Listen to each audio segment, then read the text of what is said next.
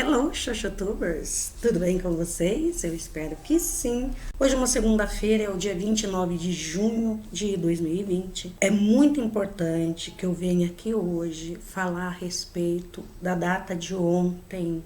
Fizemos 50 anos da luta, desde a primeira marcha LGBTQIA+, que existiu. Essa semana, assistindo um documentário chamado Revelação na Netflix, e ali eu vi várias trans falando a respeito das suas vidas. A única pessoa, a única atriz que eu conhecia ali naquele documentário é a Laverne Cox, porque ela fez o papel de uma presa no seriado The Orange is the New Black, e ali ela faz o depoimento dela junto com mais outras tantas trans, mulheres e homens. E é muito interessante, já estou começando dando uma dica aqui para vocês a respeito desse documentário, que é muito bacana.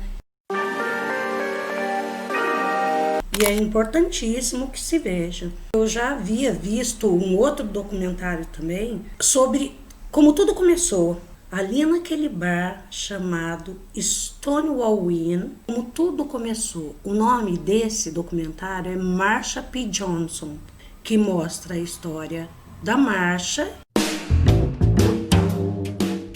que era uma drag queen que frequentava aquele bar, que era frequentado por vários gays e lésbicas e drags e trans ali em Nova York. A partir da morte dessa drag, chamada Marsha P. Johnson, foi que aconteceu a primeira manifestação. Aquelas pessoas que frequentavam aquele bar, que antes não se tinha nem essa sigla. 1969, eu tinha 3 anos, aquelas pessoas já estavam lutando pelos direitos da gente, para conquistar os nossos direitos. Muito importante que se assista a esse documentário da Marsha P. Johnson para se ter uma ideia de tudo como aconteceu. O início dessa luta revolucionária de sair às ruas, de marchar e de fazer a parada e de como tudo teve início. O Xoxotube tá no ar.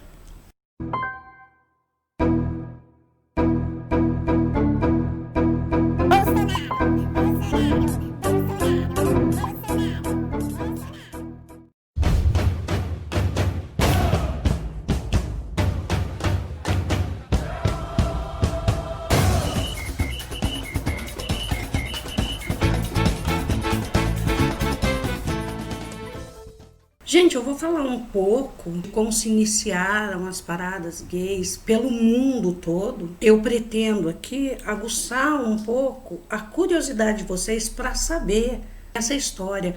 Porque muitas vezes existem muitas pessoas que estão aqui, são os jovens, né, os mais novos, não sabem dessa história toda. Importante é buscar e fazer uma pesquisa sobre de como tudo aconteceu, desse movimento efervescente que nós temos hoje.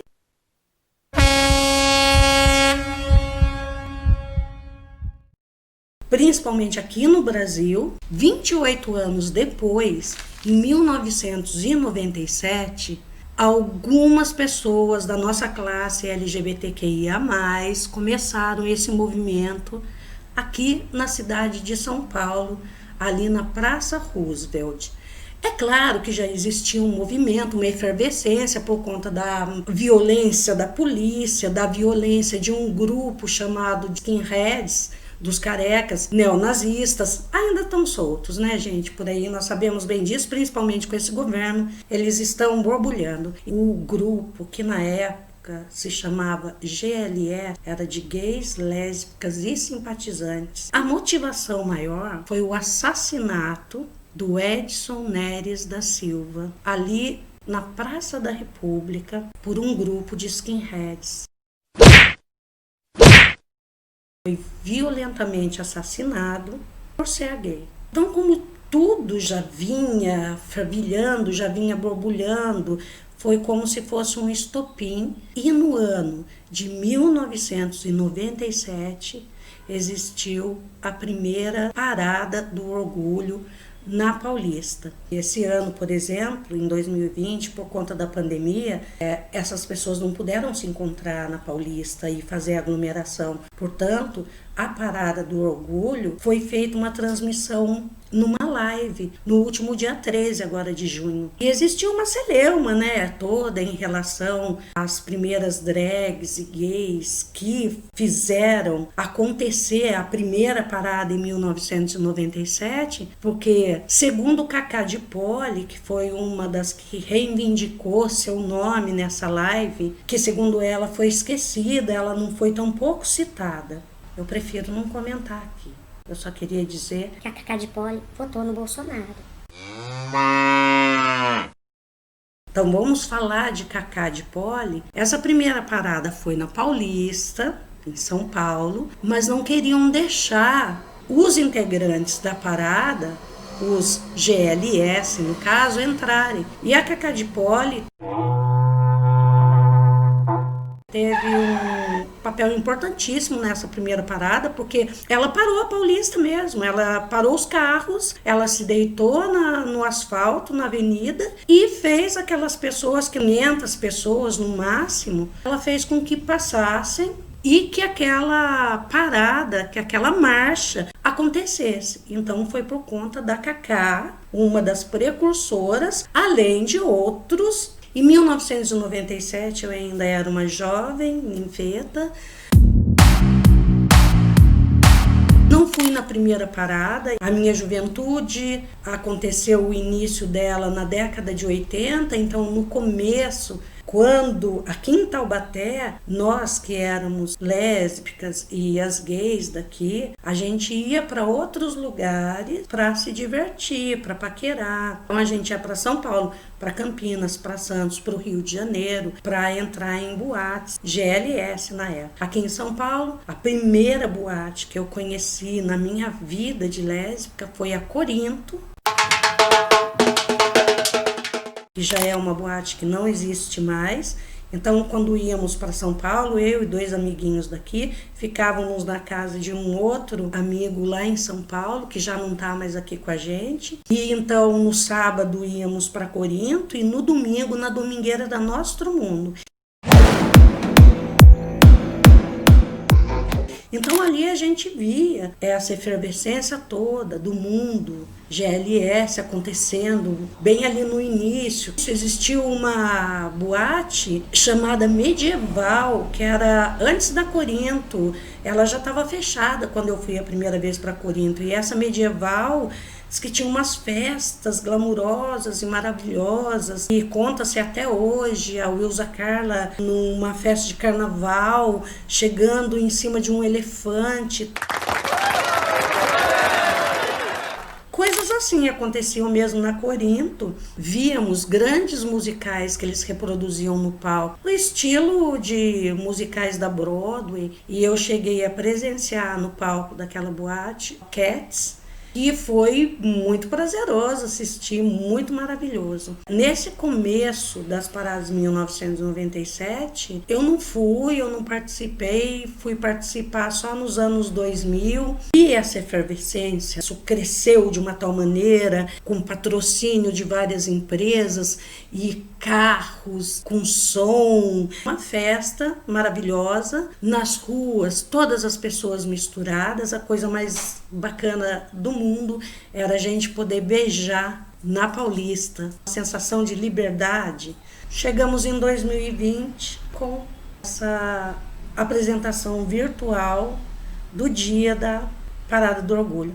Olha, aí vocês estão vendo a Miss Biá. Miss Biá era uma drag falecida esse ano por Covid. Me diz que não foi feita nenhuma homenagem à Miss Biá. E eu estou vendo agora com vocês que grata surpresa que aí está a Miss Biá sendo homenageada no último dia do orgulho aqui, dia 13, na transmissão virtual. Miss Biá foi homenageada, ela fez parte de um movimento aqui de São Paulo, teve um papel muito forte ali na ajuda e manutenção de pessoas da nossa classe que eram expulsas de casa, e ela tinha um serviço de acolhimento Também vou deixar linkada a história da Miss Biá para vocês saberem. Foi Monique Reis, foi quem me deu a dica dessa moça que eu realmente não conhecia. Parei um minutinho para dar um coió dos meus sobrinhos netos. Muito feliz eu fico dessas pessoas que são os mais novos, que me ensinam tanta coisa. Aí, 54 anos, eu daqui, eu venho de um mundo extremamente preconceituoso, até com a gente mesmo. E essas pessoas mais novas, gays, lésbicas, as trans, beijo Área, beijo Japa, Nick, um super beijo. A gente aprende diariamente com essas pessoas que são mais novas, porque elas já vêm de uma geração de uma desconstrução. A gente estava preso com um ranço, colado num preconceito na cabeça da gente, colocado de uma maneira para que a gente se convencesse. Você pode ser viado, você pode ser sapatona, mas fica quieto e não pareça. Você pode ser viado, mas não pareça viado. Não seja afeminado. Você é sapatona? Usa um vestidinho camponesa, põe maquiagem na sua cara, mas não me apareça com uma cara de sapatona. A gente vem desse tempo. E é um tempo difícil de lidar. Principalmente eu, que nunca fui afeminina, e tantos outros meus amigos que eram afeminados, né? Que eram as bichas pão com ovo, as POC, se apropriaram dele e falam com todo orgulho: POC sim, meu bem, vai ter POC. Então tem toda uma história ao longo desses anos, dos 50 anos e mais, né, gente? Porque eu contei de quando começou as paradas, as marchas de 1969, mas isso a gente sabe que é uma história que vem.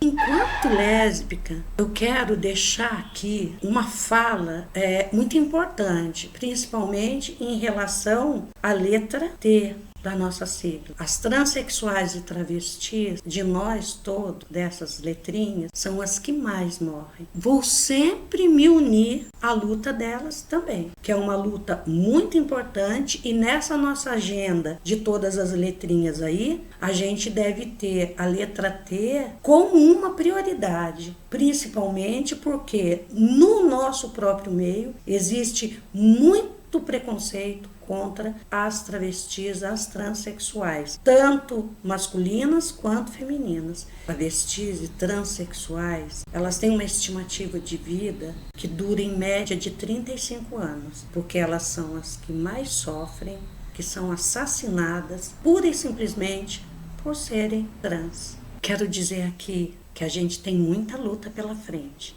Porque de tudo que a gente conquistou, no ano de 2019, começamos a ter um retrocesso horrível. E essas lutas que a gente trava diariamente, agora elas se tornaram uma luta ainda mais forte. Porque esses poucos direitos que conseguimos estão sendo tirados de nós. E eu acredito na nossa força, na nossa luta. E vamos em frente, porque tem muita briga aí pela frente. Pessoal, eu iria me punir eternamente se eu não citasse 2 documentários aqui, que é o documentário do Laerte, que é o Laertes, e um documentário também chamado Roupa de Baixo, que é a história da Sueli.